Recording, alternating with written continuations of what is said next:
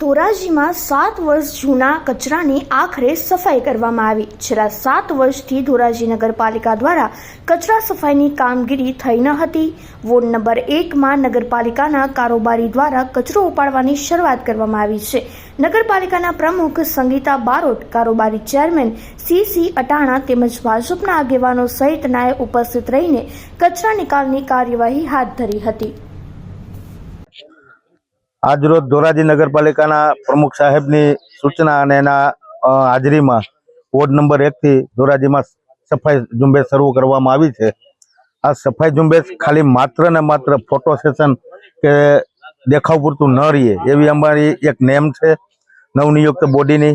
बीजू के आपश्रीना माध्यम थी अमे धोराजीनी लोकोने पण एक अपील करीए छीए ज्यां त्यां प्लास्टिकनो कचरो न नाखो, ज्यां त्यां कचरा एमनेम रोड रस्ता पर न नाखो। अपनी घरे टिप्परवान आवे ज छे, डस्टबीन के प्लास्टिकना जबलानी अंदर कचरो भेगो करो।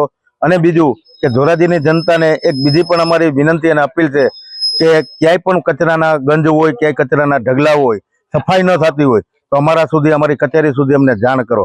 अत्यारे जे पाछळ जे कचरानो ढगलो देखाय आ ओछामां ओछो 8 થી 10 વર્ષ जूनो हतो। आजे एने आवा अनेक धोराजीनी अंदर कचराना ढगलाओ छे आने दूर करवामां आवशे। फरी पाछो त्यां कचरो न थाय एनी पण पूरेपूरी ताकेदारी राखवामां आवशे।